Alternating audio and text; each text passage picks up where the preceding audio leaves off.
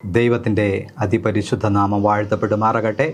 North Kerala section YouTube ചാനലിലൂടെയുള്ള ശാബ school പഠനത്തിലേക്ക് ഏവരെയും സ്വാഗതം ചെയ്തുകൊള്ളുന്നു. കഴിഞ്ഞ ആഴ്ചയിൽ പ്രാപഞ്ചിക പോരാട്ടം എന്ന പാഠം നമ്മൾ പഠിക്കുകയുണ്ടായി. ഈ ആഴ്ചയിൽ പാഠം 10 ഏർപ്പെടൽ നിയമങ്ങൾ എന്ന പാഠമാണ് ഈ ആഴ്ചയിൽ നാം പഠിക്കേണ്ടത്. ശനിയാഴ്ചയിലെ ഭാഗങ്ങൾ ഈ പാഠഭാഗം തയ്യാറായി ദാനിയേൽ പ്രവചനം 10-ാം അധ്യായം 1 മുതൽ 14 വരെ, വെളിപ്പാട് പുസ്തകം 13-ാം അധ്യായം 1 മുതൽ 8, ഇയ്യോബിൻ്റെ പുസ്തകം 1 മുതൽ 12 വരെ, 2-ാം അധ്യായം 1 മുതൽ 7 വരെ, യോഹന്നാൻ്റെ സുവിശേഷം 12-ാം അധ്യായം 31, 14-ാം അധ്യായം 30-ാം വാക്യം, മർക്കോസിൻ്റെ സുവിശേഷം 6-ാം അധ്യായം 5-ാം വാക്യം, 9-ാം അധ്യായം 29-ാം വാക്യം. ഈ ഭാഗങ്ങളിലാണ് ഈ ആഴ്ചത്തെ പാഠം തയ്യാറാക്കിയിരിക്കുന്നത്. മനപ്പാഠവാക്യം: പാപം ചെയ്യുന്നവൻ പിശാചിൻ്റെ മകനാകുന്നു. പിശാച് ആദ്യം മുതൽ പാപം ചെയ്യുന്നുവല്ലോ. പിശാചിൻ്റെ പ്രവർത്തികളെ അഴിപ്പാൻ തന്നെ ദൈവപുത്രൻ പ്രത്യക്ഷനായി. 1 യോഹന്നാൻ എഴുതിയ ലേഖനം 3-ാം അധ്യായം 8-ാം വാക്യം. നമുക്ക് കണ്ണുകളടച്ച് പ്രാർത്ഥിക്കാം. ഞങ്ങളെ സ്നേഹിക്കുകയും പരിപാലിക്കുകയും ചെയ്യുന്ന ഞങ്ങളുടെ നല്ല ദൈവമേ, അങ്ങയുടെ കരങ്ങളിൽ അടിയങ്ങളെ താഴ്ത്തി സമർപ്പിക്കുന്നു. ഇന്ന് പ്രഭാതം മുതൽ ഈ വരെയും അവിടെ കരങ്ങളാൽ അടിയങ്ങളെ താങ്ങി നടത്തി ആ വലിയ സ്നേഹത്തെ ഓർത്ത് ഞങ്ങൾ നന്ദിയോടെ സ്തുതിക്കുന്നു. അല്പസമയം തിരുമുമ്പാകിരിക്കുന്നു. അങ്ങയുടെ വചനത്താൽ അടിയങ്ങളെ ശക്തീകരിക്കണമേ. ഇന്ന് ഞങ്ങൾ പഠിക്കുന്ന പാഠത്തിനൊത്തവണ്ണം ഞങ്ങളുടെ ജീവിതങ്ങളെ ക്രമീകരിക്കുവാനും അനേകായിരങ്ങളെ അങ്ങയിലേക്ക് ആനയിക്കുവാനും അടിയങ്ങളെ ശക്തീകരിക്കണമേ, ബലപ്പെടുത്തണമേ എന്ന് പ്രാർത്ഥിക്കുന്നു. ഇത് കേൾക്കുന്നവരായ എല്ലാവരുടെ മേലും അങ്ങയുടെ ആത്മാവിനാൽ ശക്തീകരിക്കണമേ, ബലപ്പെടുത്തണമേ എന്ന് പ്രാർത്ഥിക്കുന്നു. കൂടുതലായി ഞങ്ങൾ ബലപ്പെട്ട് ക്രിസ്തു എന്ന തലയോളം വളരുവാൻ, അങ്ങയുടെ വരവിന് വേണ്ടി ഒരുക്കുവാനും അടിയങ്ങളെ ശക്തീകരിക്കണമേ എന്ന് പ്രാർത്ഥിക്കുന്നു. ഇത്രത്തോളം ഞങ്ങളെ അനുഗ്രഹിച്ചു വലിയ ദയക്കായ സ്തോത്രം. അങ്ങയുടെ ആത്മാവിനാൽ അടിയങ്ങളുടെ കണ്ണുകളെ അവിടുന്ന് പ്രകാശിപ്പിക്കുമാറാകണം. അങ്ങയുടെ തിരുവെഴുത്തിലെഴുതിക്കുന്നതായ സകല മർമ്മങ്ങളെയും ഗ്രഹിപ്പാൻ അടിയങ്ങളെ ശക്തിയിരിക്കണം. യേശു മൂലം താഴ്മയായി ചോദിക്കുന്നു, കൃപയോടെ കേൾക്കണം. പരിശുദ്ധ പിതാവേ, ആമേൻ. കഴിഞ്ഞ ആഴ്ചയിൽ നമ്മൾ പ്രാപഞ്ചിക പോരാട്ടത്തെക്കുറിച്ച്, അതിൻ്റെ സ്വഭാവത്തെക്കുറിച്ച്, അത് വെളിപ്പെടുത്തുന്ന ശക്തമായ ഒരു വിവരണത്തെക്കുറിച്ച് നമ്മൾ പഠിക്കുകയുണ്ടായി. 1 രാജാക്കന്മാരുടെ പുസ്തകം 18-ാം അധ്യായം 19 മുതൽ 40 വരെയുള്ളതായ ഭാഗങ്ങൾ നാം വായിക്കുമ്പോൾ അവിടെ കാർമേൽ പർവ്വതത്തിൽ നടക്കുന്നതായ ആ പോരാട്ടത്തെക്കുറിച്ച് നമുക്ക് കാണുവാൻ കഴിയും. ഇവിടെ നടക്കുന്നതും ഈ വൻ പോരാട്ടത്തിൻ്റെ, പ്രാപഞ്ചിക പോരാട്ടത്തിൻ്റെ ഒരു ഭാഗമായിട്ട് നമുക്ക് കരുതാം. അവിടെ ദൈവവും സാത്താനും തമ്മിലുള്ളതായ ഒരു പോരാട്ടത്തിൻ്റെ ദൃശ്യം നമുക്കവിടെ കാണുവാൻ സാധിക്കുന്നു.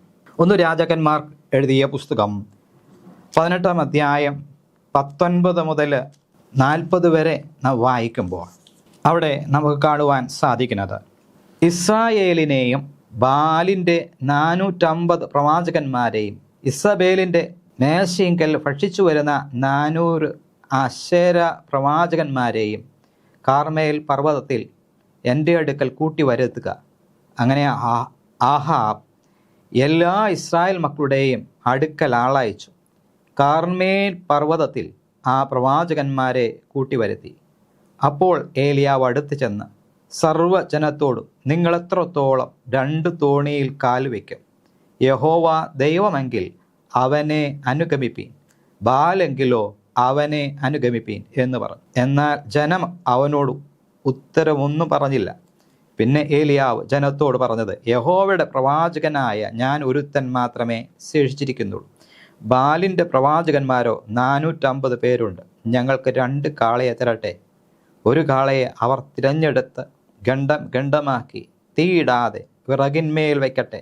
മറ്റേ കാളയെ ഞാനും ഒരുക്കി തീയിടാതെ വിറകിന്മേൽ വയ്ക്കാം. നിങ്ങൾ നിങ്ങളുടെ ദേവൻ്റെ നാമത്തെ വിളിച്ചപേക്ഷിപ്പീൻ. ഞാൻ യഹോവയുടെ നാമത്തെ വിളിച്ചപേക്ഷിക്കാം. തീ കൊണ്ട് ഉത്തരമരുളുന്ന ദൈവം തന്നെ ദൈവം എന്ന് ഇരിക്കട്ടെ. അതിന് ജനമെല്ലാം അത് നല്ല വാക്ക് എന്ന് ഉത്തരം പറഞ്ഞു. ഇവിടെ നമുക്ക് കാണുവാൻ കഴിയുന്നത് ഇസ്രായേൽ മക്കൾ ആഹാബ് രാജാവിൻ്റെ കാലത്ത് ബാലിനെ സേവിക്കുവാൻ തുടങ്ങി. അപ്പോൾ ദൈവം അവരെ വിട്ടുകളഞ്ഞു എന്ന് നമുക്ക് കാണുവാൻ കഴിയും, അല്ലെങ്കിൽ ദൈവം അവരിൽ നിന്ന് അകന്നു എന്ന് നമുക്ക് കാണുവാൻ കഴിയും. അപ്പോൾ ഇസ്രായേൽ ജനവും ദൈവവും തമ്മിലൊരു വിടവ് അവിടെ നമുക്ക് കാണുവാൻ സാധിക്കുന്നു. അപ്പോൾ എവിടെയെല്ലാം ദൈവികമായ കൽപ്പനകളെ നാം നിരസിക്കുമ്പോൾ, ദൈവിക നിർദ്ദേശങ്ങളെ നാം പാലിക്കാതെ വരുമ്പോൾ ദൈവജനവും ദൈവവും തമ്മിലൊരു വിടവിൻ്റെ അനുഭവം അവിടെ വരുവാൻ കഴിയും.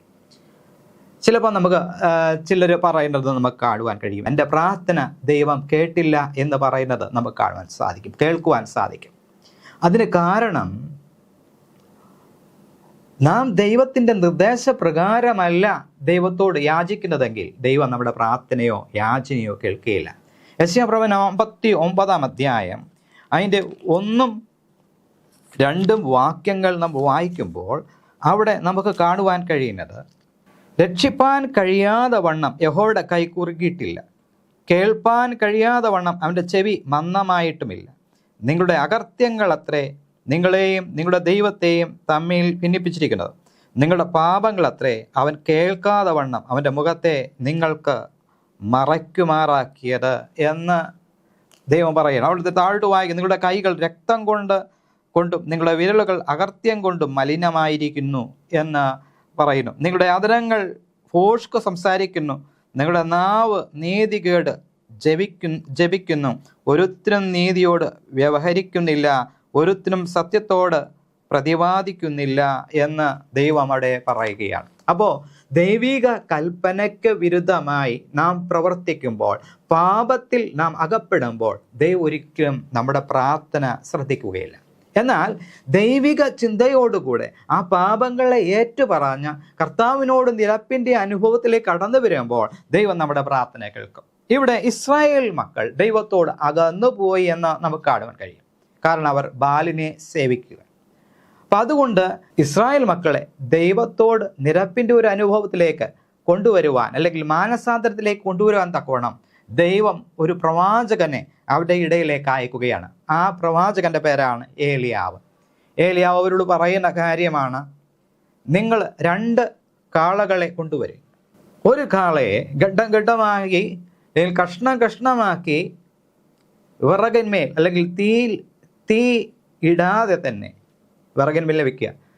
ഏത് ദൈവമാണോ, ഏത് ദേവനാണോ തീ കൊണ്ട് ഉത്തരം വരുള്ളുന്നത്, ആ ദേവനാണ് ദൈവം, അല്ലെങ്കിൽ ആ ദൈവമാണ് യഥാർത്ഥ ദൈവം എന്ന് ഏലിയ പറയുകയാണ്. ബാലാണ് തീ കൊണ്ട് ഉത്തരം വരുള്ളതെങ്കിൽ ബാൽ ദൈവം, യഹോവയാണ് തീ കൊണ്ട് ഉത്തരം വരുള്ളതെങ്കിൽ യഹോവയാണ് സത്യദൈവം. അത് തെളിയിക്കുവാൻ തക്കവണ്ണമാണ് ഇസ്രായേൽ ജനത്തിൻ്റെ അടുക്കിലേക്ക് ഏലിയാവ് കടന്നു വന്നത്. അപ്പോൾ ഇസ്രായേൽ മക്കൾ പറഞ്ഞു, നല്ല വാക്ക്. അങ്ങനെ അവർ ഇങ്ങനെ ഏലിയാവിൻ്റെ നിർദ്ദേശപ്രകാരം അവർ ചെയ്തു. ആദ്യം ബാലിൻ്റെ പ്രവാചകന്മാർക്ക് അവസരം കൊടുത്തു. അവർ ശരീരം മുറിക്കുവോളം, അവർ വൈകുന്നേരം വരെ ശരീരം മുറിക്കുവോളം അവരെന്ത് ചെയ്തു? ബാലിൻ്റെ നാമത്തെ വിളിച്ചപേക്ഷിക്കും. പക്ഷേ ഉത്തരമൊന്നും ഉണ്ടായില്ല എന്ന് ദൈവത്തിൻ്റെ വചനം പറയുന്നു. മറിച്ച് സന്ധ്യാഗത്തിൻ്റെ സമയമായപ്പോൾ ഏലിയാവ് ഇസ്രായേൽ മക്കളുടെ ഗോത്രത്തിനൊത്തവണ്ണം 12 കല്ലുകൾ എടുത്ത് വെച്ച് ഇസ്രായേലിൻ്റെ ദൈവത്തെ, യഹോവയായ ദൈവത്തെ വിളിച്ചപ്പോൾ സ്വർഗത്തിൽ നിന്ന് ഇറങ്ങി ആ യാഗപീഠവും അതിന് ചുറ്റുമുള്ളതായ എല്ലാ തോട്ടിലുള്ള വെള്ളങ്ങളും വറ്റിച്ചു എന്ന് നമുക്ക് കാണാൻ കഴിയും. അപ്പോൾ അവിടെ വൻ പോരാട്ടത്തിൻ്റെ ഒരു ഭാഗം അവസാനം ദൈവം ജയിക്കുന്നത് നമുക്ക് കാണുവാൻ സാധിക്കുന്നു. ഇവിടെ നമുക്കൊരു കാര്യം മനസ്സിലാക്കുവാൻ കഴിയുന്നത്, അവർ ജാതികളുടെ ദേവൻ എന്ന് പറയുന്നത് ഭൂതങ്ങൾ ആണ് ദൈവത്തിൻ്റെ വചനം നമ്മെ പഠിപ്പിക്കുന്നത്. പുരാതന കാലത്ത് വിഗ്രഹങ്ങളെ സേവിച്ചവർ, അവർ ആരാധിച്ചിരുന്നത്, അല്ലെങ്കിൽ അവർ നേർച്ച അർപ്പിച്ചിരുന്നത് ഭൂതങ്ങൾക്കാണ് എന്ന് അപ്പോസ്തലനായ പൗലോസ് കൊരിന്ത്യർക്കെഴുതിയ ലേഖനത്തിൽ നമ്മൾ വായിക്കുന്നു. അതുപോലെ മോശയിലൂടെ ദൈവം നൽകിയിരിക്കുന്നു. ആവർത്തന പുസ്തകം 2-ാം അധ്യായം 32-ാം അധ്യായത്തിൻ്റെ 17-ാം വാക്യം വായിക്കുമ്പോൾ, ആവർത്തന പുസ്തകം 32-ന്റെ 17-ാം വാക്യം നാം വായിക്കുമ്പോൾ അവിടെ നമുക്ക് കാണുവാൻ കഴിയുന്നത്, 32-17 വായിക്കുമ്പോൾ, അവർ ദുർഭൂതങ്ങൾക്ക് ദൈവമല്ലാത്തവയ്ക്കും തങ്ങളറിയാത്ത ദേവന്മാർക്കും ബലി കഴിച്ചു. അവരുടെ പിതാക്കന്മാർ അവയെ ഭജിച്ചിട്ടില്ല. അവ നൂതനമായി ഉത്ഭവിച്ച നവീന മൂർത്തികളത്രേ. അപ്പം ഇന്ന് നമ്മൾ കാണുന്നത്, മുൻകാലങ്ങളിൽ കണ്ടതുമായ കാര്യങ്ങൾ എല്ലാം ഇതുപോലുള്ളതായ ഒരു ഇതുപോലെ പുതുതായിട്ട് ഉയർന്നു വന്നതായ ദേവന്മാരാണ് എന്ന് ദൈവത്തിൻ്റെ വചനം പറയുന്നു. മുൻകാലം അവരുടെ പൂർവ്വപിതാക്കന്മാർ പോലും അറിയാത്തതായ ദേവന്മാരെയായിരുന്നു അവർ നമസ്കരിച്ചിരുന്നത് എന്ന് ദൈവത്തിൻ്റെ വചനം ഇവിടെ പറയുകയാണ്. അവർ ദുർഭൂതങ്ങൾക്കും ദൈവമല്ലാത്തവയ്ക്കും തങ്ങൾ അറിയാത്ത ദേവന്മാർക്കും അവർ ബലി കഴിച്ചു പോന്നുവെന്നാണ്. അതുകൊണ്ടാണ് അപ്പോസ്തലനായ പൗലോസ് ഈ വണ്ണം പറയുന്നത്, ഞാൻ അജ്ഞാന ദേവിക്കെന്ന ഒരു ബലിപീഠം കാണുന്നു എന്ന് പറയുന്നത്. കാരണം അജ്ഞാന ദേവിക്ക് അവർക്ക് അറിയാത്തതായ ദേവന്മാരെയായിരുന്നു വേദിക്കല്ലെങ്കിൽ അജ്ഞാന ദേവിക്കുള്ള വേദിക്കല്ല് കാണുന്നു എന്ന് അപ്പോസ്തലനായ പൗലോസ് അപ്പോസ്തല പ്രവർത്തികളിൽ രേഖപ്പെടുത്തിയിരിക്കുന്നു. അതിന് കാരണം എന്താണെന്ന് പറഞ്ഞാൽ,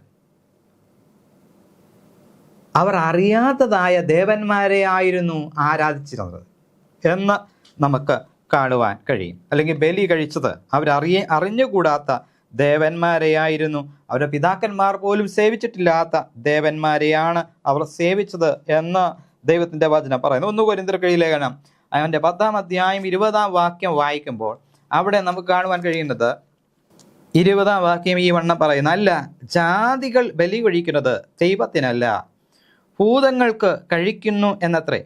എന്നാൽ നിങ്ങൾ ഭൂതങ്ങളുടെ കൂട്ടാളികളാകുവാൻ എനിക്ക് മനസ്സില്ല. ഇവിടെ നമുക്ക് ഭൂതങ്ങൾക്ക് ബലി, ആരാണ് ഈ ഭൂതങ്ങൾ എന്ന് ഇവിടെ പ്രതിപാദിച്ചിരിക്കുന്നത് സ്വർലോക ദുഷ്ടാത്മ സേനകളെ കുറിച്ചാണ്. അല്ലെങ്കിൽ സ്വർഗത്തിൽ നിന്ന് തള്ളിക്കളഞ്ഞിട്ടുള്ളതായ ദൂതന്മാരെ കുറിച്ചാണ്. അവരൊക്കെ സേവക ആത്മാക്കളായിരുന്നു, ദുഷ്ടാത്മ സേവക ആത്മാക്കളായി മാറിക്കഴിഞ്ഞു. അങ്ങനെയുള്ള ദുർഭൂതങ്ങൾക്കാണ് അവർ ഇന്ന് ബലി അല്ലെങ്കിൽ അന്ന് ബലി കഴിച്ചതെന്ന് ഇവിടെ അപ്പോസ്തലനായ പൗലോസ് പറയുന്നു. ജാതികൾ സേവിക്കുന്നത് ദുർഭൂതങ്ങൾക്കാണ് എന്ന് കൊരിന്ത്യർക്ക് ലേഖനം പറഞ്ഞു. അപ്പോൾ ജാതികളുടെ വ്യാജ ദൈവങ്ങളുടെ പിന്നിൽ യഥാർത്ഥത്തിൽ അവ വേഷം മാറിയ ഭൂതാത്മാക്കളായിരുന്നു എന്ന് നമുക്ക് കാണാൻ കഴിയും. ഏദൻ തോട്ടത്തിൽ അവയെ വഞ്ചിച്ചത്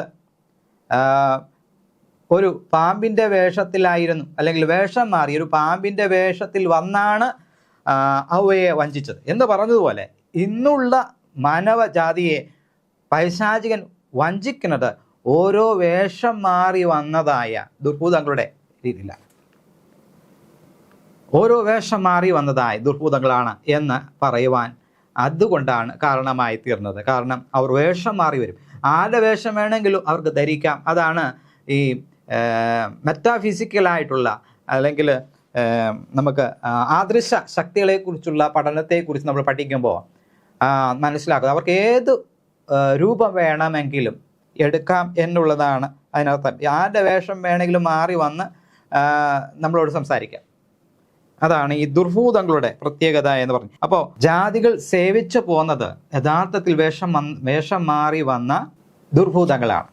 ദുർഭൂതങ്ങളാണ് എന്ന് നമുക്ക് കാണുവാൻ കഴിയും. തിരുവെഴുത്ത് ഇതുപോലുള്ളതായ കാര്യങ്ങളെക്കുറിച്ച് വളരെ വ്യക്തമായിട്ട് അനേക സ്ഥലങ്ങളിൽ പ്രതിപാദിച്ചിരിക്കുന്നു.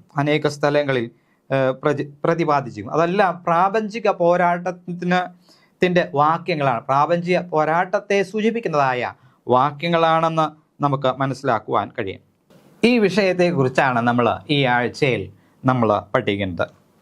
ഞായറാഴ്ചത്തെ പാഠത്തേക്ക് നാം കടന്നു വരുമ്പോൾ ഒരു ദൂതൻ വൈകിപ്പിച്ചു. ഞായറാഴ്ചത്തെ പാഠം നാം കണ്ടു കഴിഞ്ഞതുപോലെ ജനതകളുടെ വ്യാജ ദൈവങ്ങൾ വേഷം മാറിയ ദുർഭൂതങ്ങളായിരുന്നു എന്ന് നമ്മൾ ശനിയാഴ്ചത്തെ ഭാഗത്ത് നമുക്ക് മനസ്സിലാക്കുവാൻ സാധിച്ചു.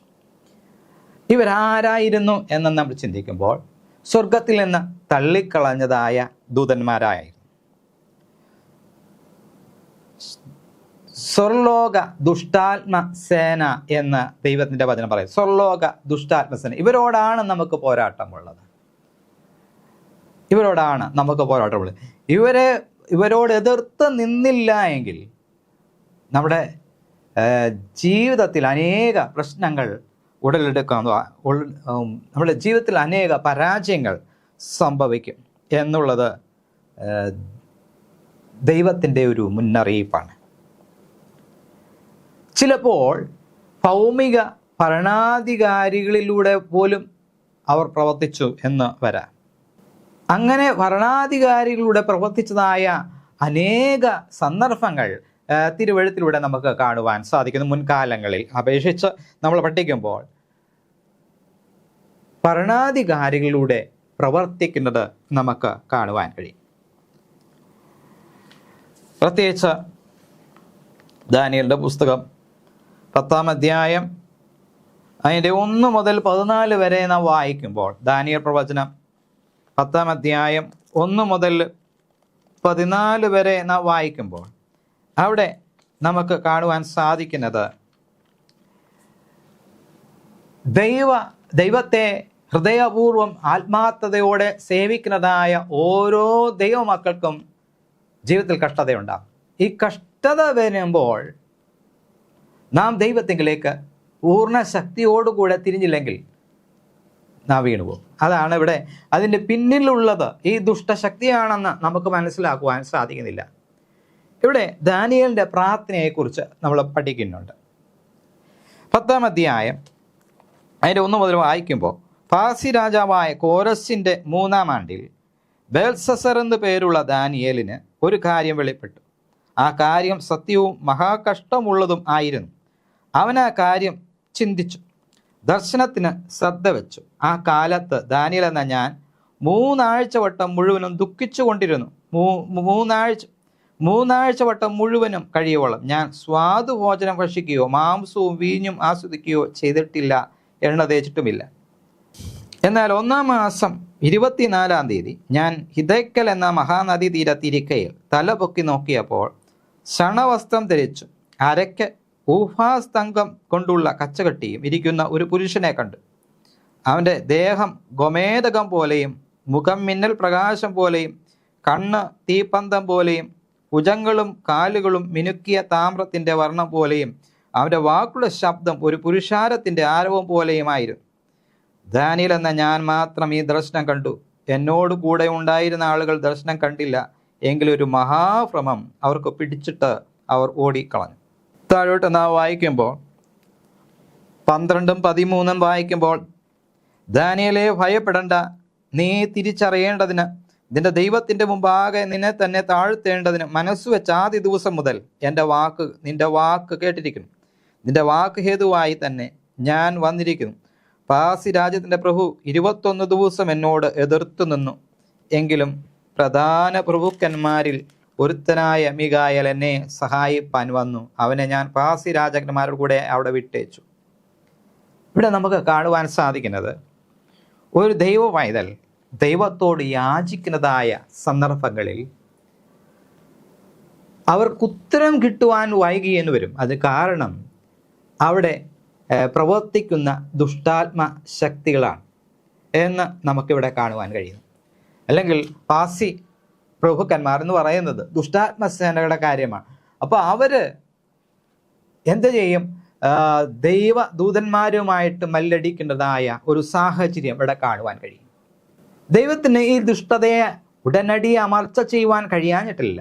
മറിച്ച് ദൈവം സ്നേഹമുള്ളവനായതുകൊണ്ടാണ്. ദൈവം പെട്ടെന്ന് ആരെയും നശിപ്പിക്കുവാൻ തക്കവണ്ണം ദൈവം ഒരുക്കമുള്ളവനല്ല. മറിച്ച് എല്ലാവരും മാനസാന്തരപ്പെടണം. അതാണ് ദൈവത്തിൻ്റെ ഇഷ്ടം എന്ന് നമുക്ക് അവിടെ കാണുവാൻ കഴിയും. ഇവിടെ ദൈവം അയച്ച ദൂതൻ 21 ദിവസം ദുഷ്ടാത്മസേനയോട് എതിർത്ത് നിന്നു എന്ന് ഇവിടെ രേഖപ്പെടുത്തിയിരിക്കുന്നു. ഇവിടെ നമുക്കെന്തൊരു ഒരു ചിന്ത വരാം. ദൈവം ശക്തനായിരിക്കുമ്പോൾ ദാനിയേലിനോട് ഉടനടി പ്രതികരിക്കാത്തത് എന്തുകൊണ്ടാണ് എന്ന് നമ്മൾ ചിന്തിച്ചു പോകും. കാരണം ദാനിയേൽ പ്രാർത്ഥിക്കുന്ന ആ സമയം, ദാനിയേൽ ദൈവപുരുഷനാണ്, ദൈവഭക്തനായ മനുഷ്യനാണ്, ദൈവത്തിന് ഏറ്റവും പ്രിയങ്കരനാണ്. പക്ഷേ ദാനിയേൽ പ്രാർത്ഥിച്ചത്, അതിന് ഉത്തരം കിട്ടിയത് 21 ദിവസം കഴിഞ്ഞാണ്, 3 ആഴ്ച കഴിഞ്ഞിട്ടാണ് എന്ന് ദൈവത്തിൻ്റെ തിരുവചനം പറയുകയാണ്. അപ്പോൾ ശക്തനായ ദൈവത്തിന് എന്തുകൊണ്ട് ദാനിയേലിൻ്റെ കാര്യത്തിന് ഉടനടി പ്രവർത്തിച്ചുകൂടാ എന്ന് നമ്മൾ ചിന്തിച്ചു കളയും. കാരണം നമുക്കിവിടെ ഒരു കാര്യം, ഒരു സത്യം മനസ്സിലാക്കുവാൻ സാധിക്കുന്നത് എന്താണെന്ന് പറഞ്ഞാൽ, നമ്മുടെ പ്രാർത്ഥന തക്ക സമയത്ത് നമുക്ക് ലഭിക്കാതെ വരുന്നത് ദുഷ്ടൻ വഴിയിൽ തടഞ്ഞു നിൽക്കുന്നത് കൊണ്ടാണ്. ആ ദുഷ്ടതയെ മാറുവാൻ തക്കോണം നമ്മൾ പൂർണ്ണ നിശ്ചയമുള്ളവരായി, ഉറപ്പും ധൈര്യമുള്ളവരായി നമ്മൾ പ്രാർത്ഥിച്ചുവെങ്കിൽ മാത്രമേ നമുക്ക് ഈ പരീക്ഷയിൽ അകപ്പെടാതിരിക്കാൻ നമുക്ക് സാധിക്കും. ചിലപ്പോൾ നമ്മുടെ ഉത്തരം താമസിച്ചു പോയാൽ പലരും നിരാശയിലാകും. ചിലർ ദൈവ ഉത്തരം നൽകിയില്ല എന്ന് പറഞ്ഞ് ദൈവത്തോട് പിണങ്ങിയ ആൾക്കാർ വരെ ഉണ്ട്. പലരും നമുക്ക് പലരുടെ ജീവിതത്തിൽ ഇങ്ങനെയുള്ളതായ അനുഭവങ്ങൾ അവർ പങ്കുവയ്ക്കുമ്പോൾ മാത്രമേ നമുക്ക് കാണുവാൻ കഴിയൂ. പലരും വിശ്വാസം തന്നെ ത്യജിച്ചു പോകുവാൻ കാരണം ഇങ്ങനെയുള്ള കാരണം കൊണ്ടാണ്. വിശ്വാസം തന്നെ ത്യജിച്ചു പോകാൻ കാരണം ഇങ്ങനെയുള്ള ഒരു സന്ദർഭം. കാരണം അവർ പ്രാർത്ഥിച്ചിട്ട് അതിന് ഫലമുണ്ടായില്ല എന്ന് ഉള്ള ചിന്ത കൊണ്ടാണ്. പക്ഷേ ദൈവം ഉത്തരം അരുളുവാൻ താമസിക്കുന്നില്ല. കാരണം അവർ പ്രാർത്ഥിക്കുന്ന സമയത്ത് തന്നെ ദൈവത്തിൻ്റെ ഉത്തരം അവിടുന്ന് ദൈവം വായിക്കുന്നു. പക്ഷേ മാർഗ തടസ്സം ഇടയ്ക്ക് സൃഷ്ടിക്കുന്നത് ദുഷ്ടാത്മ സേനകളാണ്. കാരണം നമ്മളെ വിശ്വാസത്തിൽ നിന്ന് പറിച്ചു കളയുക എന്ന ഉദ്ദേശത്തിലാണ്. സാത്താൻ്റെ അനുക്ക അല്പകാലമേ ഉള്ളൂ എന്നറിഞ്ഞ് മഹാക്രോധത്തോടുകൂടെ ഇറങ്ങി വന്നിരിക്കുകയാണ്. അതുകൊണ്ട് ദൈവത്തിൽ ആശ്രയിക്കുന്ന ഓരോ ദൈവ പൈതലിൻ്റെ വിശ്വാസത്തെ തകർത്ത് കളയുവാൻ തക്കോണം അവൻ ആത്മാർത്ഥമായി ശക്തിയോടുകൂടെ അതിശക്തിയോടുകൂടെ പ്രവർത്തിച്ചു കൊണ്ടിരിക്കുകയാണ്. ദൈവം തന്നെ പറഞ്ഞു, ഉപവാസത്താലും പ്രാർത്ഥനയാലും അല്ലാതെ ഈ വ്യാധി ഒഴിഞ്ഞു പോവുകയില്ല എന്നാണ് ദൈവത്തിൻ്റെ വചനം പറയുന്നത്. ഉപവാസത്താലും പ്രാർത്ഥനയാലും അല്ലാതെ ഇവ ഒഴിഞ്ഞു പോവുകയില്ല. അപ്പോൾ നമ്മൾ ശരിയായ വണ്ണം പ്രാർത്ഥനയുള്ളവരായി ദൈവത്തിൻ്റെ വചനം പഠിച്ചുകൊണ്ട് നമുക്ക് മുന്നേറിയെങ്കിൽ മാത്രമേ നമ്മൾ ശക്തിയുള്ളവരായി ഈ ദുഷ്ടശക്തികളുടെ കോട്ടകളെ തകർക്കുവാൻ നമുക്ക് കഴിയുള്ളൂ. ദൈവത്തിൽ പൂർണ്ണമായ ആശ്രയം, ദൈവത്തിൻ്റെ ശക്തിയിൽ മാത്രമേ നമുക്ക് ഈ ശക്തിയെ ജയിക്കുവാൻ കഴിയുള്ളൂ. അതുകൊണ്ട് ദൈവത്തിൽ ആശ്രയിക്കണം എന്ന് നമുക്കറിയാം. ഇവിടെ ദാനിയേലിൻ്റെ ജീവിതത്തിലേക്ക് നാം കടന്നു വരുമ്പോൾ ദാനിയേൽ ഉത്തരം ലഭിക്കുന്നത് വരെ പ്രാർത്ഥിച്ചു എന്നാണ്. 21 ദിവസം പ്രാർത്ഥിച്ചു. 21 ദിവസം. ആ ദിവസങ്ങളിൽ ദാനിയേൽ ദാനിയേൽ പ്രവാചകൻ സ്വാദുഭോജനം ഭക്ഷിച്ചിരുന്നില്ല എന്ന് നമുക്ക് കാണാൻ കഴിയും. നമ്മൾ കൂടി പോയ ഒരു ദിവസം, അല്ലെങ്കിൽ 2 ദിവസം, അല്ലെങ്കിൽ 3 ദിവസം, ഇത് കഴിഞ്ഞാൽ നമുക്കൊരു രക്ഷയില്ല. ഒരു ദിവസം കഴിഞ്ഞ് അന്ന് രാത്രി നമ്മൾ ഭക്ഷിക്കും, അല്ലെങ്കിൽ 3 ദിവസം കഴിഞ്ഞാൽ അന്നേരം ചാടി ഇറങ്ങി ഭക്ഷിക്കും. അപ്പോൾ നമ്മുടെ ബലഹീന വശം നമുക്കിവിടെ കാണാൻ കഴിയും. നമ്മൾ പൂർണ്ണ ആത്മാവോടും പൂർണ്ണ ശക്തിയോടും പൂർണ്ണ മനസ്സോടും കൂടെ ദൈവത്തെ സേവിക്കുമ്പോൾ ദൈവത്തിൻ്റെ അനുഗ്രഹം നമുക്ക് നേരിൽ കാണുവാൻ നമുക്ക് സാധിക്കും. ദൈവത്തിൻ്റെ അനുഗ്രഹം നമുക്ക് നേരിൽ കാണുവാൻ നമുക്ക് സാധിക്കും. അതുമാത്രമല്ല, കോരേശ് രാജാവിൻ്റെ മനസ്സിലൂടെ പ്രവർത്തിച്ച് രാജാവിനെ സ്വാധീനപ്പെടുത്തുവാൻ തക്കോണം ഗബ്രിയേൽ മാലാഖ 3 ആഴ്ച ഇരുട്ടിൻ്റെ ശക്തികളുമായി മല്ലിട്ടു എന്ന് നമുക്ക് കാണുവാൻ കഴിയും. അപ്പോൾ നമുക്ക് ഇന്ന് നിലവിലൊരു നിയമം വരുന്നു. ആ നിയമം ദൈവമക്കൾക്ക് വിരുദ്ധമാണ് എന്നിരിക്കട്ടെ. അപ്പോൾ നമ്മൾ ആ നിയമത്തിന് മാറ്റം വരുവാൻ തക്കവണ്ണം നമ്മൾ പ്രാർത്ഥിക്കും. അപ്പോൾ ദൈവത്തിൻ്റെ ദൂതൻ നമുക്ക് വേണ്ടി പ്രവർത്തിക്കുന്നു. അത് ഈ രാജാക്കന്മാരുടെ ഹൃദയത്തിലൂടെ, മനസ്സിലൂടെ ദൈവിക ചിന്ത കടത്തിവിടുന്നു.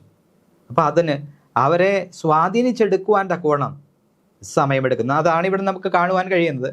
കാരണം ഒരു ദുഷ്ടൻ്റെ മനസ്സ് മാറ്റിയെടുക്കാൻ വളരെ പ്രയാസമാണ്.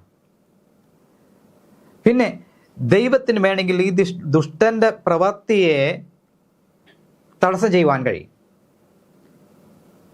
അത് നമുക്കിവിടെ കാണുവാൻ കഴിയുന്നത്. അപ്പോൾ അവർ ചെയ്യുവാൻ നിരൂപിക്കുന്ന ആ നിരൂപണത്തെ ദൈവം തടസ്സം ചെയ്ത് അവരെ മാറ്റിയെടുക്കുവാൻ, അവരെ ഹൃദയത്തെ മാറ്റിയെടുക്കുവാൻ സമയമെടുക്കും. അപ്പോൾ ഒരു ദൂതനെ രാജാവ് അല്ലെ കോരസ് രാജാവിൻ്റെ ഹൃദയത്തെ മാറ്റിയെടുക്കുവാൻ തക്കവണ്ണം ഗബ്രിയേൽ മാലാഖ ഇരുട്ടിൻ്റെ ശക്തിയോടും മല്ലിട്ടു എന്ന് നമുക്ക് കാണാൻ കഴിയും. ഇരുട്ടിൻ്റെ ശക്തി എന്ന് പറഞ്ഞാൽ ദുഷ്ടാത്മസേന. അപ്പോൾ ഈ നിയമം കൊണ്ടുവരുവാൻ രാജാവിനെ പ്രേരിപ്പിക്കുന്നത് ദുഷ്ടാത്മസേനയായിരിക്കും. അപ്പോൾ അതിന് എതിരെ പെരുമാറുന്നത് അല്ലെങ്കിൽ അതിൻ്റെ എതിരെ പ്രവർത്തിക്കുന്നത് ദൈവത്തിൻ്റെ ദൂതന്മാരാണ്.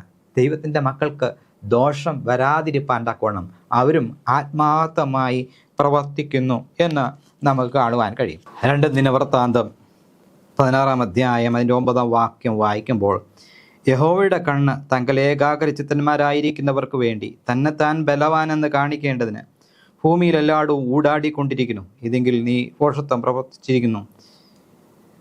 ഇവിടെ നമുക്ക് കാണുവാൻ കഴിയുന്നത് യഹോവയുടെ കണ്ണ് നീതിമാന്മാരുടെ മേലാണ്. അവരുടെ പ്രാർത്ഥനയ്ക്ക് ചെവി ഓർത്ത് ഇരിക്കുന്നുവെന്നാണ്. താൻ തന്നെ ബലാശാലി എന്ന് കാണിക്കുവാൻ തക്കണം ദൈവം പെട്ടെന്ന് പ്രവർത്തിക്കും. നീതിമാന്മാർക്ക് വേണ്ടി ദൈവം പ്രവർത്തിക്കുമെന്ന് നമുക്കിവിടെ കാണുവാൻ സാധിക്കും. അവിടെ ദാനിയേൽ പ്രാർത്ഥിച്ച ഉടനെ തന്നെ സ്വർഗത്തിൽ നിന്ന് ഉത്തരമുണ്ടായി. പക്ഷേ ദുഷ്ടൻ മാർഗ തടസ്സം ചെയ്തുവെന്ന് നമുക്കിവിടെ കാണുവാൻ സാധിക്കും.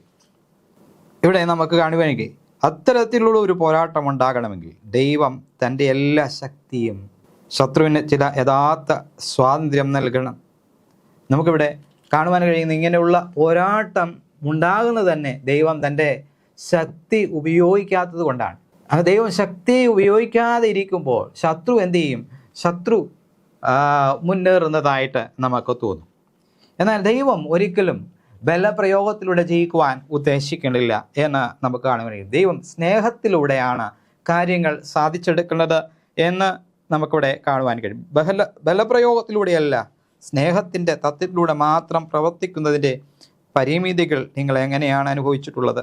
അധികാരത്തിൻ്റെ പരവധിയെക്കുറിച്ചുള്ള എന്ത് പാഠങ്ങൾ നിങ്ങൾ പഠിച്ചു? ഇവിടെ നമുക്ക് കാണുവാൻ കഴിയുന്നത് ദൈവം പ്രവർത്തിക്കുന്നത് സ്നേഹത്തിൻ്റെ തത്വത്തിലൂടെയാണ്. ദാനിയേലിൻ്റെ ജീവിതത്തിലേക്ക് നാം കടന്നു വരുമ്പോൾ ഈ ഒരു കാര്യമാണ് നമുക്കിവിടെ നിന്ന് പഠിക്കുവാൻ സാധിക്കുന്നത് എന്ന് നമുക്ക് കാണുവാൻ കഴിയും. തിങ്കളാഴ്ച പാഠത്തിലേക്ക് നാം കടന്നു വരുമ്പോൾ വെളിപ്പാടിലെ മഹാസർപ്പം ദൈവത്തെ എതിർക്കുകയും ലോകത്തെ മുഴുവനും വഞ്ചിക്കുകയും ചെയ്യുന്ന മഹാസർപ്പം എന്ന വിധം പിശാചിനെ ചിത്രീകരിച്ചിരിക്കുന്നു. വെളിപ്പാട് പുസ്തകത്തിൽ പ്രാപഞ്ചിക പോരാട്ടത്തിൽ സ്വർഗീയ ഭരണാധികാരിയുടെ വഞ്ചനപരമായ വീക്ഷണങ്ങൾ ചുരുക്കത്തിൽ അവതരിപ്പിച്ചിരിക്കും. വെളിപ്പാട് പുസ്തകം 12-ാം അധ്യായം അതിൻ്റെ 9-ാം വാക്യം നമ്മൾ 7-9 മുതൽ വെളിപ്പാട് പുസ്തകം 12-ാം അധ്യായം 7 മുതൽ 9 വരെ നാം വായിക്കുമ്പോൾ സ്വർഗത്തിലെ ആ പ്രാപഞ്ചിക പോരാട്ടത്തെക്കുറിച്ച് വളരെ ചുരുങ്ങിയ രീതിയിൽ വിവരിച്ചിരിക്കുന്നത് നമുക്ക് കാണുവാൻ സാധിക്കുന്നു. വെളിപ്പാട് പുസ്തകം 13-ാം അധ്യായം 1 മുതൽ 8 വരെ നാം വായിക്കുമ്പോൾ 13-ന്റെ 1 മുതൽ 8 വരെ നാം വായിക്കുമ്പോൾ, അപ്പോൾ 10 കൊമ്പും 7 തലയും, കൊമ്പുകളിൽ 10 രാജമുടിയും, തലയിൽ ദൂഷണനാമമുള്ള ഒരു മൃഗം സമുദ്രത്തിൽ നിന്ന് കയറുന്നത് ഞാൻ കണ്ടു. ഞാൻ കണ്ട മൃഗം പുള്ളിപ്പുലിക്ക് സദൃശവും അതിൻ്റെ കാൽ കരടിയുടെ കാൽ പോലെയും വായ സിംഹത്തിൻ്റെ വായ പോലെയും ആയിരുന്നു. ഇവിടെ നമുക്ക് കാണുവാൻ കഴിയുന്നത് റോമ സാമ്രാജ്യത്തെക്കുറിച്ചാണ്. നാലാമത്തെ മൃഗത്തിന് മുൻപുള്ളതായ എല്ലാ മൃഗങ്ങളുടെ സദൃശമുണ്ടായിരുന്നു എന്ന് നമുക്കിവിടെ കാണുവാൻ കഴിയും. അവിടെ ഞാൻ കണ്ട മൃഗം പുള്ളിക്ക് സദൃശം, അതിൻ്റെ കാൽ കരടിയുടെ കാൽ പോലെയും വായ സിംഹത്തിൻ്റെ വായ പോലെയും ആയിരുന്നു. അതിന് മഹാസർപ്പം തൻ്റെ ശക്തിയും സിംഹാസനവും വലിയ അധികാരവും കൊടുത്തു. ഇപ്പോൾ റോമ സാമ്രാജ്യം അത് ശക്തി പ്രാപിച്ചു എന്ന് ഇവിടെ രേഖപ്പെടുത്തിയിരിക്കുന്നു. അതിൻ്റെ തലകളിൽ ഒന്ന് മരണകരമായ മുറിവേറ്റതുപോലെ ഞാൻ കണ്ടു. അതിൻ്റെ മരണകരമായ മുറിവ് പുറത്തുപോയി. സർവഭൂമിയും മൃഗത്തെ കണ്ട് വിസ്മയിച്ചു. മൃഗത്തിന് അധികാരം കൊടുത്തതുകൊണ്ട് അവർ മഹാസർപ്പത്തെ നമസ്കരിച്ചു. മൃഗത്തോട് തുല്യനാർ, അതിനോട് പൊരുതുവാൻ ആർക്ക് കഴിയും എന്ന് പറഞ്ഞു. മൃഗത്തെ നമസ്കരിച്ചു. വമ്പും ദൂഷണവും സംസാരിക്കുന്ന വായ അതിന് ലഭിച്ചു. 42 മാസം പ്രവർത്തിപ്പാൻ അധികാരവും ലഭിച്ചു എന്ന് നമുക്ക് കാണാൻ കഴിയും. അതായത് ഇവിടെ അന്ത്യകാലഘട്ടത്തിൽ ദൈവത്തിനെതിരെ മത്സരിക്കുന്ന ഒരു ശക്തിയെക്കുറിച്ചാണ് ഇവിടെ പറഞ്ഞിരിക്കുന്നത്. ലോകത്ത് മുമ്പ് നമ്മൾ പഠിച്ചതുപോലെ 2 ശക്തികളുണ്ട്. ഒന്ന് ദൈവിക ശക്തി, അല്ലെങ്കിൽ ഒന്ന് പൈശാചിക ശക്തി. പൈശാചികൻ സമൂഹങ്ങളിലൂടെ പ്രവർത്തിക്കുന്നു, സഭകളിലൂടെ പ്രവർത്തിക്കുന്നു. അപ്പോൾ ഈ ലോകത്ത് ദൈവത്തിനൊരു സഭയുണ്ട്, അതുപോലെ തന്നെ പൈശാചികൻ നയിക്കുന്നതായ ഒരു സഭയുണ്ട്. ഈ പ്രവചന കണക്കനുസരിച്ച് നമ്മൾ മുൻപേ പഠിച്ചതുപോലെ ദാനിയേൽ പ്രവചനം 2-ാം അധ്യായം നമ്മൾ പഠിക്കുമ്പോൾ അവിടെ നെബൂഖദ്നേസർ വലിപ്പമേറിയതായ ഒരു ബിംബത്തെ ദർശനം അല്ലെങ്കിൽ സ്വപ്നം കണ്ടു എന്ന് നമ്മൾ പഠിക്കുന്നുണ്ട്. അതിൻ്റെ വിവരണത്തെക്കുറിച്ചും നമ്മൾ നല്ലവണ്ണം പഠിച്ചിട്ടുണ്ട് എന്ന് ഞാൻ വിചാരിക്കണം. അപ്പോൾ അവിടെ നമ്മൾ ദാനിയേൽ പ്രവചനം 2-ാം അധ്യായം അതിൻ്റെ 32 മുതൽ വായിക്കുമ്പോൾ, തല തങ്കം കൊണ്ടും നെഞ്ചും കൈയും വെള്ളി കൊണ്ടും വയറും അരയും താമ്രം കൊണ്ടും തുട ഇരുമ്പ് കൊണ്ടും കാൽ പാതി ഇരുമ്പ് കൊണ്ടും പാതി കളിമണ്ണും കൊണ്ടുണ്ടായിരുന്നു എന്ന് നമ്മൾ വായിച്ചു. ദാനിയേൽ പ്രവചനം 5-ാം അധ്യായത്തിലേക്ക് നമ്മൾ കടന്നു വരുമ്പോൾ, ദാനിയേൽ പ്രവചനം 7-ാം അധ്യായത്തിലേക്ക് നമ്മൾ കടന്നു വരുമ്പോൾ അവിടെ ദാനിയേൽ പ്രവാചകൻ ഇതുപോലെ അതേ സെയിം രീതിയിലുള്ള അല്ലെങ്കിൽ ഈ നെബൂഖദ്നേസർ രാജാവ് കണ്ടതായ അതേ അർത്ഥമുള്ളതായ സ്വപ്നം വീണ്ടും രണ്ടാമതും ദാനിയേൽ പ്രവാചകൻ ദർശിക്കുന്നു എന്ന് നമുക്ക് കാണുവാൻ കഴിയും. അവിടെ 4 മഹാമൃഗങ്ങളെ കുറിച്ച് അവിടെ പറഞ്ഞു. ഒന്ന് സിംഹത്തിൻ്റെ സദൃശം, രണ്ടാമത്തത് കരടിയോട് സദൃശം, മൂന്നാമത്തത് പുള്ളിപ്പുലിക്ക് സദൃശമായ മൃഗങ്ങൾ, നാലാമത്തത് ഘോരവും ഭയങ്കരവും അതിബലവുമുള്ള 4-ാമത്തെ മൃഗം. ഈ മൃഗത്തെയാണ് ഇപ്പോൾ നമ്മൾ ദാനിയേൽ പ്രവചനത്തിൽ നമ്മൾ വായിക്കുന്നത്. ദാനിയേൽ പ്രവചനം അല്ല, ഈ മൃഗത്തെക്കുറിച്ചാണ് നമ്മൾ വെളിപ്പാട് പുസ്തകം 13-ന്റെ ആരംഭത്തിൽ നമ്മൾ വായിച്ചത്. ഈ 4 മൃഗങ്ങളുടെ ഈ സദൃശപ്രകാരം അല്ലെങ്കിൽ ഈ 3 മൃഗങ്ങളുടെ സദൃശമുള്ളതായ ഒരു മൃഗത്തെയാണ് 4-ാമത്തെ മൃഗമായിട്ട് ഇവിടെ വർണ്ണിക്കുന്നത്. അപ്പോൾ ഈ മൃഗം കയറി വന്നു, അതിൻ്റെ തലയിൽ 10 കൊമ്പുകൾ ഉണ്ടായിരുന്നു എന്ന് നമുക്ക് വായിക്കാൻ കഴിയും. അതിൻ്റെ തലയിൽ 10 കൊമ്പുണ്ടായിരുന്നു. ആ 10 കൊമ്പുകളുടെ നടുവിലൂടെ ഒരു കൊമ്പ് മുളച്ചു വന്നപ്പോൾ 3 കൊമ്പ് പറഞ്ഞു പോയി. അപ്പം അതുകൊണ്ട് 7 തലയും കൊമ്പുകളിൽ 10 രാജമുടിയും തലയിൽ ദൂഷണനാമമുള്ളൊരു മൃഗം എന്ന് ഇവിടെ രേഖപ്പെടുത്തിയിരിക്കുന്നു. ഈ മൃഗത്തിന് ശക്തി കൊടുത്തത് മഹാസർപ്പമാണ്, പൈശാചികൻ അല്ലെങ്കിൽ പൈശാചികൻ ഇവരിലൂടെ പ്രവർത്തിക്കുന്നു എന്ന് ആണ് ദൈവത്തിൻ്റെ വചനം പറയുന്നത്. അങ്ങനെ ഇത് പ്രവർത്തിച്ച് വിശുദ്ധന്മാരോട് യുദ്ധം ചെയ്ത് ജയിക്കുന്നത് കാണുന്നു. അതിന് അധികാരം പരിധിയുണ്ട്.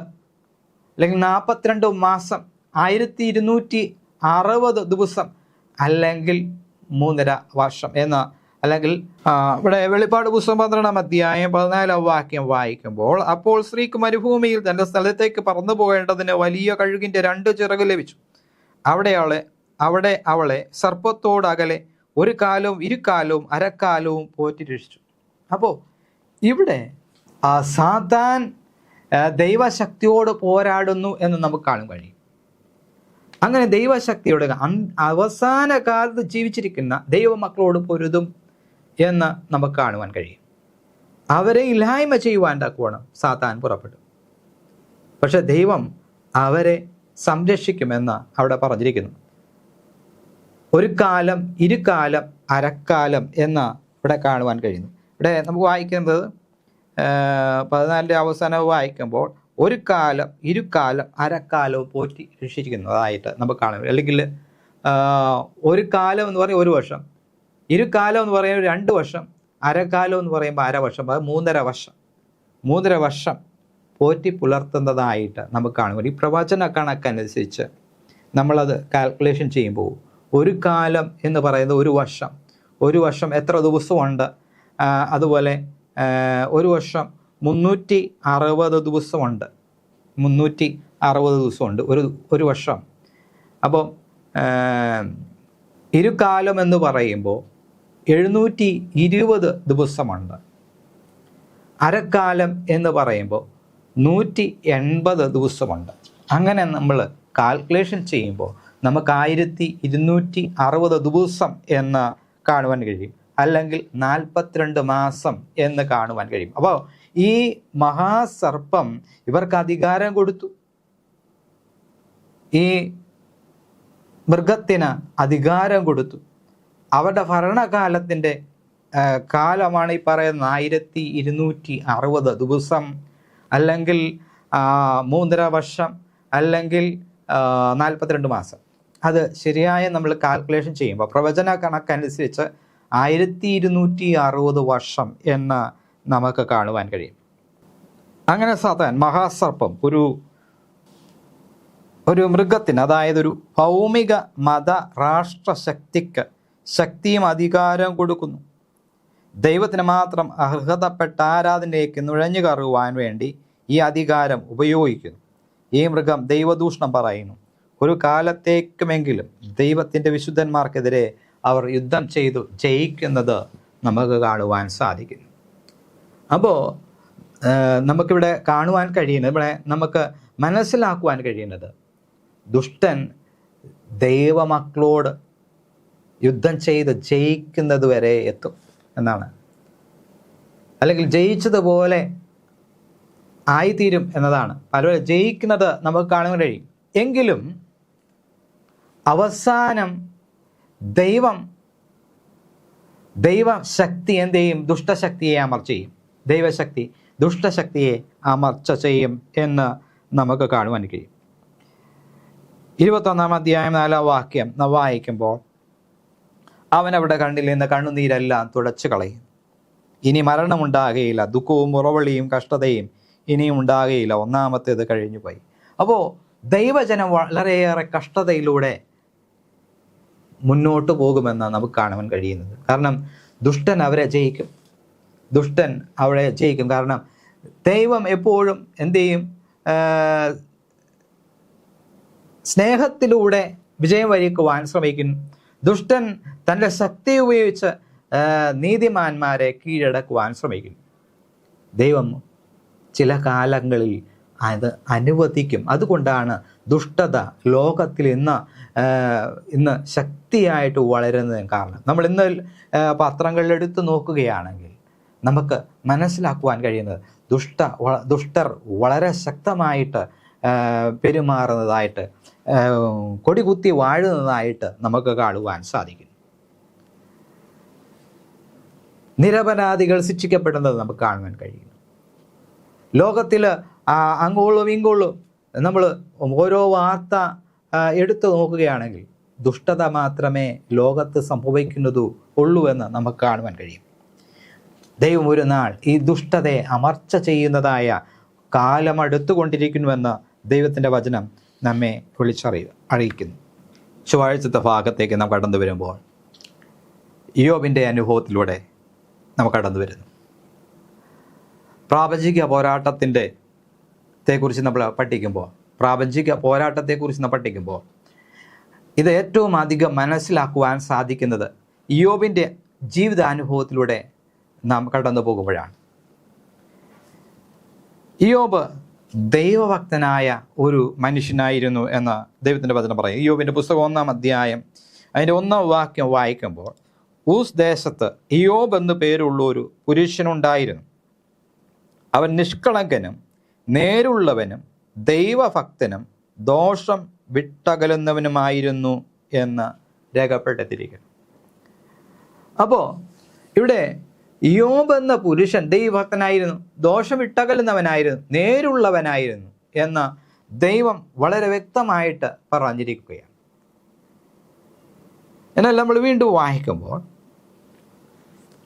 6-ാം വാക്യം വായിക്കുമ്പോൾ, ഒരു ദിവസം ദൈവപുത്രന്മാർ യഹോവയുടെ സന്നിധിയിൽ നിൽപ്പാൻ ചെയ്യുന്നു. അവരുടെ കൂട്ടത്തിൽ സാത്താനും ചെന്നു. യഹോവ സാത്താനോട്, നീ എവിടെ നിന്ന് വരുന്നു എന്ന് ചോദിച്ചു. സാത്താൻ യഹോവയോട്, ഞാൻ ഭൂമിയിൽ ഊടാടി സഞ്ചരിച്ചിട്ട് വരുന്നു എന്ന് ഉത്തരം പറഞ്ഞു. ഇവിടെ സാത്താൻ ഇവിടെ പറയുന്നത് ഭൂമിയുടെ അവകാശം, അല്ലെങ്കിൽ സാത്താൻ ഭൂമിയുടെ അവകാശിയാണ്.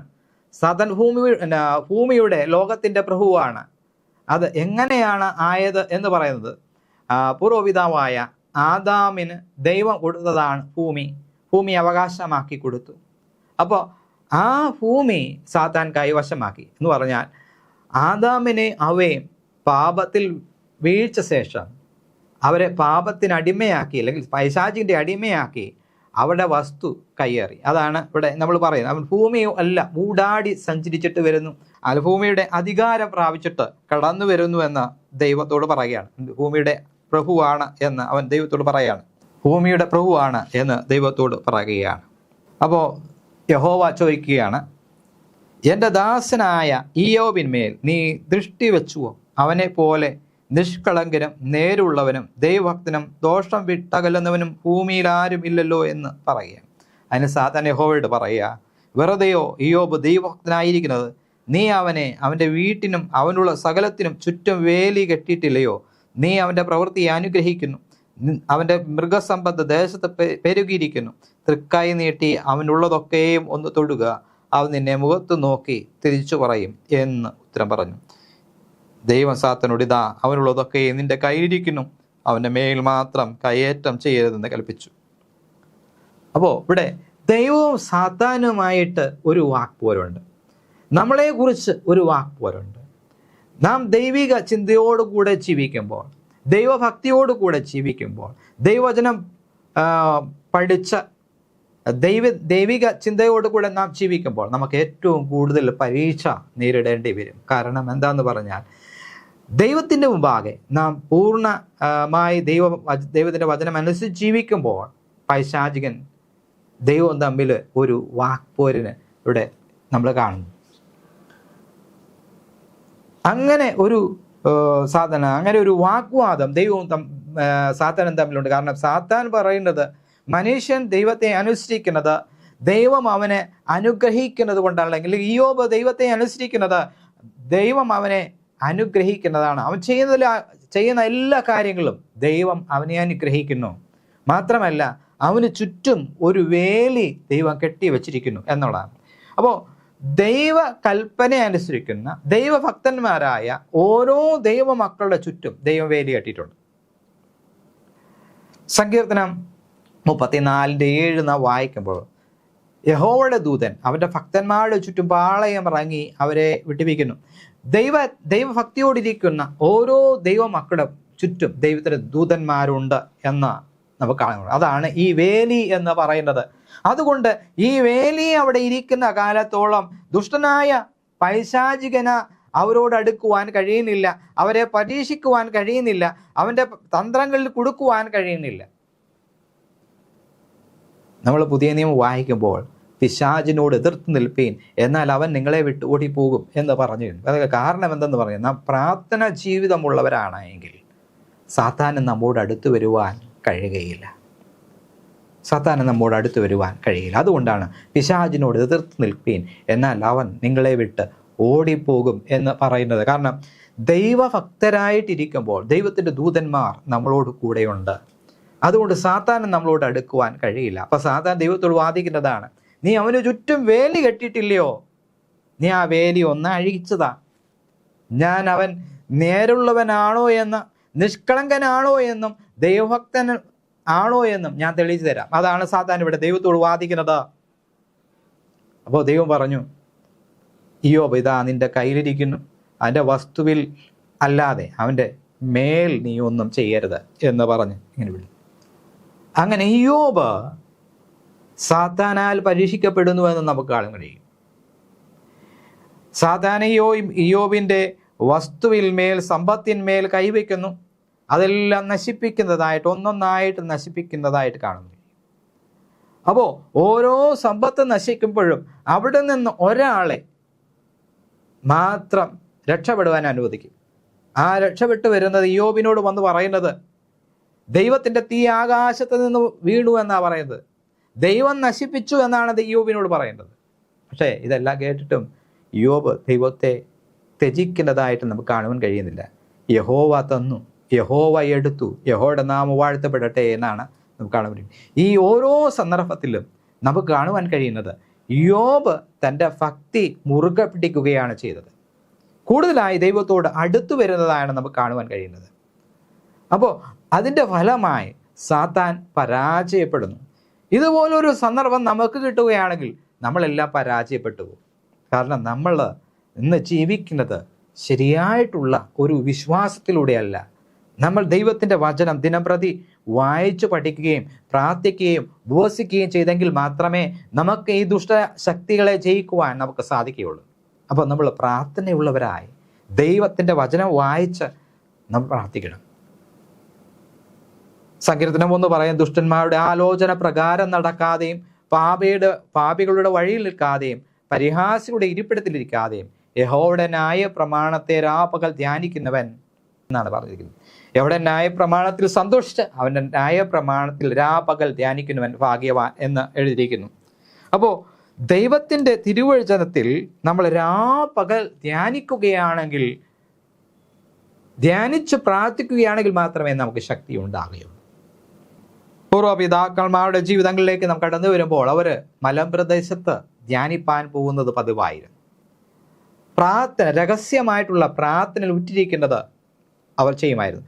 നമ്മൾ കർത്താവായ യേശു ക്രിസ്തു അതാ നമ്മൾ പരീക്ഷയിൽ വീഴാതിരിപ്പാൻ ഉണർന്ന് പ്രാർത്ഥിപ്പേൻ. നമ്മൾ ദൈവത്തിൻ്റെ വചനം ദിനം പ്രതി നാം പഠിക്കുന്നവരായിരിക്കണം. ആത്മീയ ആഹാരം കഴിച്ചെങ്കിൽ മാത്രമേ നമുക്ക് ശക്തി ഉണ്ടാകുകയുള്ളൂ. അതുകൊണ്ട് വചന പഠനവും പ്രാർത്ഥനയും നമ്മുടെ ജീവിതത്തിൻ്റെ ഒരു ഭാഗമായിരിക്കണം. എങ്കിൽ മാത്രമേ നമുക്ക് ഈ ദുഷ്ടശക്തിയെ ജയിക്കുവാൻ നമുക്ക് സാധിക്കുകയുള്ളൂ. ബുധനാഴ്ചത്തെ പാഠത്തിലേക്ക് നാം കടന്നു വരുമ്പോൾ, ഈ ലോകത്തിലെ താൽക്കാലിക ഭരണകർത്താവ് പ്രാപഞ്ചിക പോരാട്ടത്തിനുള്ളിൽ സാത്താനും അവൻ്റെ കൂട്ടർക്കും ഏർപ്പെടലിൻ്റെ ചില തരത്തിലുള്ള പരിമിതികൾ വെച്ചുകൊണ്ട് ഈ ലോകത്തിൽ പ്രധാനപ്പെട്ട താൽക്കാലിക അധികാരാതിർത്തി നൽകപ്പെട്ടിരിക്കുന്നുവെന്ന മുൻപാഠങ്ങൾ നാം പഠിച്ചു കഴിഞ്ഞു.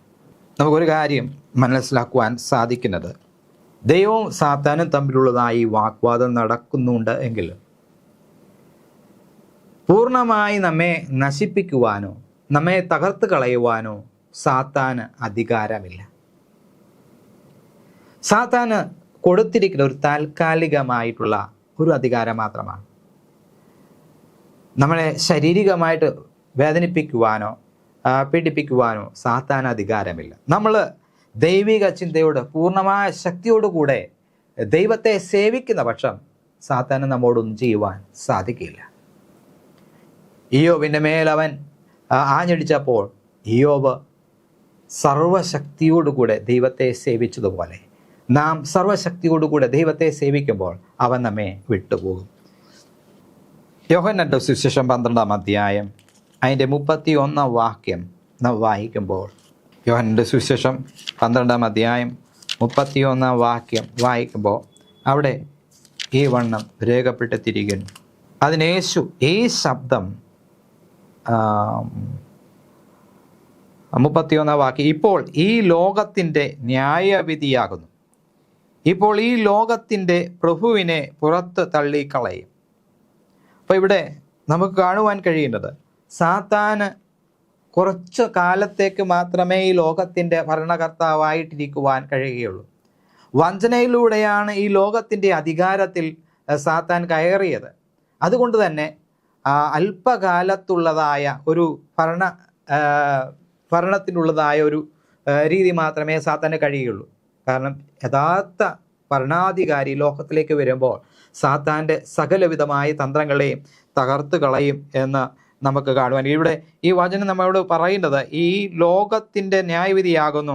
ഇപ്പോൾ ഈ ലോകത്തിൻ്റെ പ്രഭുവിനെ പുറത്ത് തള്ളി കളയും.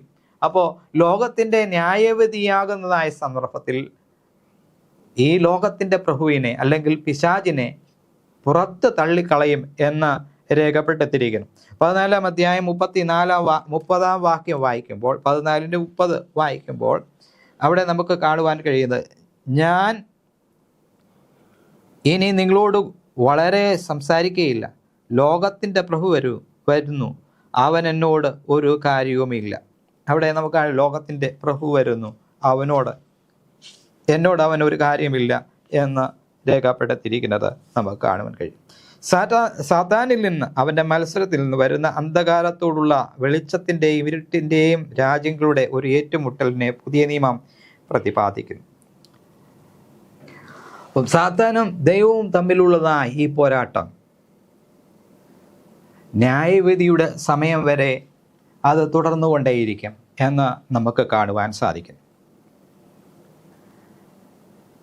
ദൈവം സൃഷ്ടികൾക്ക്, അല്ലെങ്കിൽ ദൈവത്തിൻ്റെ സൃഷ്ടികൾക്ക് തിരഞ്ഞെടുപ്പിൻ്റെ സ്വാതന്ത്ര്യം ദൈവം കൊടുത്തു.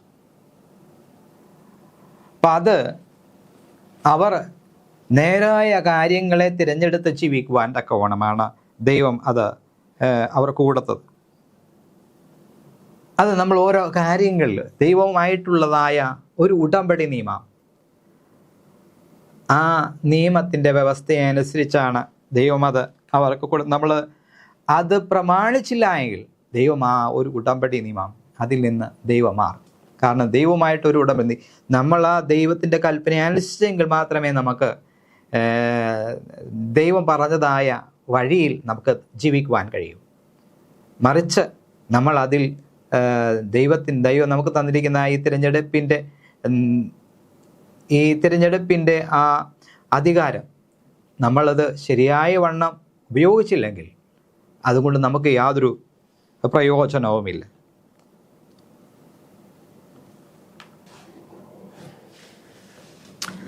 ഇന്ന് നമ്മൾ ലോകത്തിൽ കാണുന്നതായ ഈ ദുഷ്ടതയോ അതിനെ അമർച്ച ചെയ്യുവാൻ തക്കോണം ദൈവത്തിന് സാധിക്കാഞ്ഞത് കൊണ്ടല്ല, മറിച്ച് ദൈവം എല്ലാവർക്കും തിരഞ്ഞെടുപ്പിൻ്റെ സ്വാതന്ത്ര്യം തന്നിരിക്കുന്നു.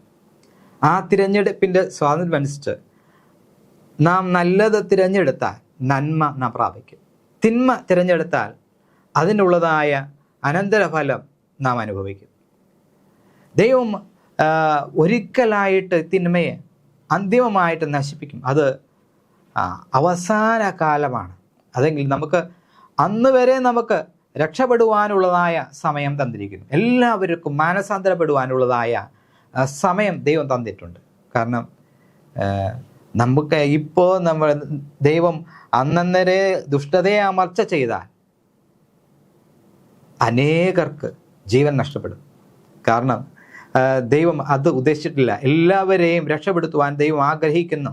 ആ ദൈവം നമ്മൾ നല്ല രീതിയിൽ ജീവിക്കണമെന്ന് ദൈവം ആഗ്രഹിക്കുന്നു. അപ്പം ആ രീതിയിലേക്ക് തിരിഞ്ഞു വരുന്നത് നോക്കിയാണ് ദൈവം ഇപ്പോഴും ക്ഷമയോടുകൂടെ കാത്തിരിക്കുന്നത്. പക്ഷേ ദൈവം ഒരിക്കലായിട്ട് ഈ തിന്മയെ അന്തിമമായിട്ട് നശിപ്പിക്കും. അത് ദൈവത്തിന് അതിന് സമയം വെച്ചിരിക്കുകയാണ്. വ്യാഴാഴ്ചത്തെ പാഠത്തിലേക്ക് നാം കടന്നു വരാം. പരിമിതികളും നിബന്ധനകളും. യഥാർത്ഥമായി പ്രാപഞ്ചിക പോരാട്ടം ദൈവത്തിൻ്റെ നന്മയ്ക്കും ന്യായങ്ങൾക്കും അവൻ്റെ സ്നേഹത്തിനും വിപരീതമായി സാത്താൻ കൊണ്ടുവരുന്നതായ ആരോപണങ്ങൾ മൂലമാണ്, തർക്കം മൂലമാണ് ഉത്ഭവിക്കുന്നത്. അത്തരത്തിലുള്ളതായ ഒരു പോരാട്ടം ഉടനടി അധികാരം കൊണ്ട് അമർച്ച ചെയ്യുവാൻ സാധിക്കത്തില്ല. എന്നാൽ അതിന് തെളിയിക്കൽ ആവശ്യമാണ്.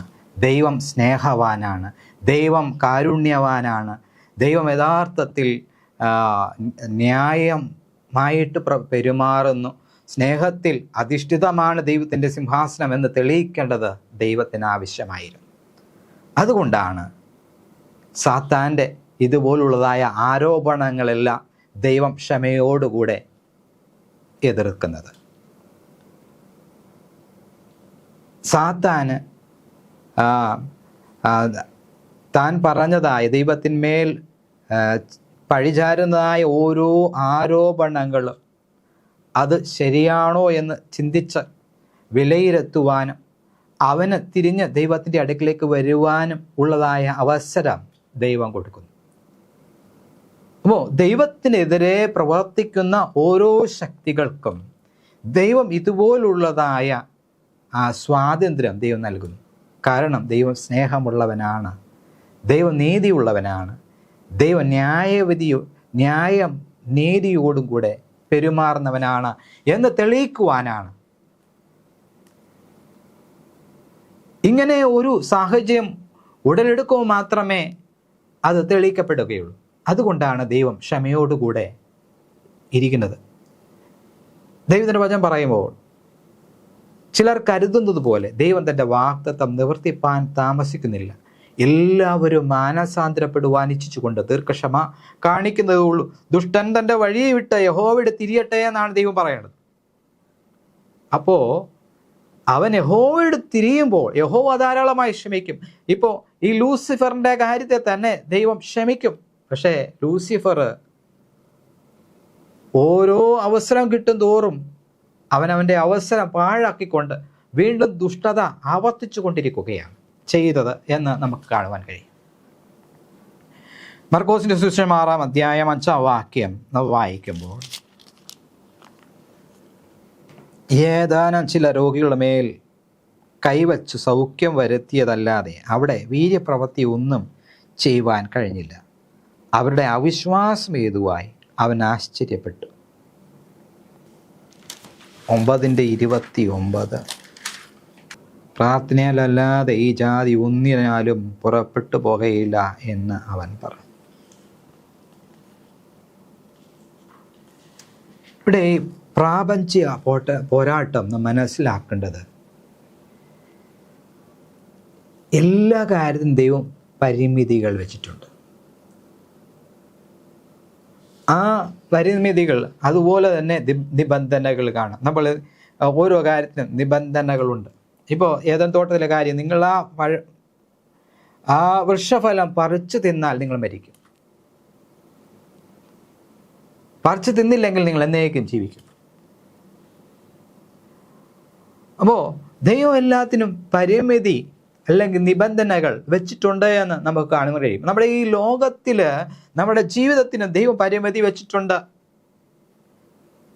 അപ്പോൾ അതുപോലെ നിബന്ധനകൾ നമുക്ക് കാണാം. ഈ നിബന്ധനകൾ അനുസരിച്ച് നമ്മൾ ജീവിച്ചില്ല എങ്കിൽ ദൈവം നമുക്ക് വേണ്ടി ഒരു കാലം വെച്ചിരിക്കുന്ന ആ കാലം കഴിയുമ്പോൾ നമ്മുടെ മേലുള്ള ദൈവത്തിൻ്റെ കൃപയുടെ നാഴിക അടയും. കൃപയുടെ നാഴിക കഴിയും. അപ്പോൾ നമുക്ക് രക്ഷപ്പെടുവാനുള്ളതായ അവസരങ്ങളെല്ലാം നമുക്ക് നഷ്ടപ്പെട്ടു പോകും എന്ന് നമുക്ക് കാണുവാൻ കഴിയും. അപ്പോൾ ഈ ലോകത്ത് നമ്മൾ ജീവിക്കണമെങ്കിൽ വിശ്വാസത്തോടും പ്രാർത്ഥനയോടും കൂടെ മാത്രമേ നമുക്ക് ജീവിക്കാൻ കഴിയൂ. കാരണം ദുഷ്ടശക്തി വളരെ ആഞ്ഞടിക്കുന്നതായ, വളരെ ശക്തിയായി പ്രവർത്തിക്കുന്നതായ ഒരു നാഴികയിലാണ് ഞാനും നിങ്ങളും ജീവിക്കുന്നത്. വിശ്വാസത്തോടും പ്രാർത്ഥനയോടും കൂടെ നാം ജീവിക്കണം. വിശ്വാസമുണ്ടെങ്കിൽ മാത്രമേ ദൈവത്തിന് പ്രവർത്തിക്കുവാൻ കഴിയുകയുള്ളൂ.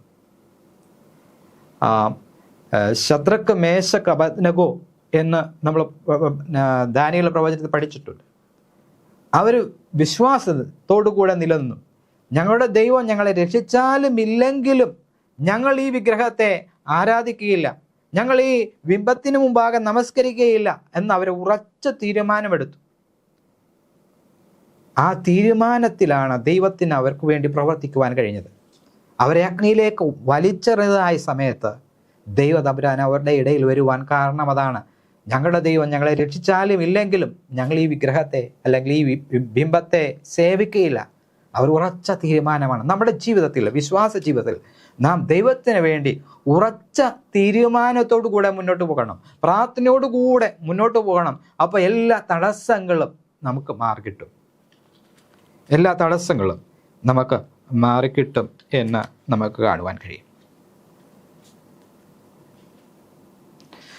റോമർക്കെഴുതിയ ലേഖനം 8-ാം അധ്യായം അതിൻ്റെ 18-ാം വാക്യം വായിക്കാം. റോമർക്കെഴുതിയ ലേഖനം 8-ാം അധ്യായം അതിൻ്റെ 18-ാം വാക്യം വായിക്കാം. അവിടെ നമ്മിൽ വിളിച്ചപ്പെടുവാനുള്ള തേജസ് വിചാരിച്ചാൽ ഈ കാലത്തിലെ കഷ്ടങ്ങൾ സാരമില്ല എന്ന് ഞാൻ എണ്ണുന്നു. സൃഷ്ടി ദൈവപുത്രന്മാരുടെ വെളിപ്പാടിനെ ആകാംക്ഷയോടെ കാത്തിരിക്കും. അപ്പോൾ അങ്ങനെ പ്രാർത്ഥനയോടുകൂടെ നാം ജീവിക്കുമ്പോൾ ദൈവം വരുത്തുവാനുള്ളതായ ആ വെളിപ്പാട് അല്ലെങ്കിൽ ദൈവം നമുക്ക് വേണ്ടി വെച്ചിരിക്കുന്നതായ ആ വെളിച്ചം നമുക്ക് കാണുവാൻ നമുക്ക് സാധിക്കും.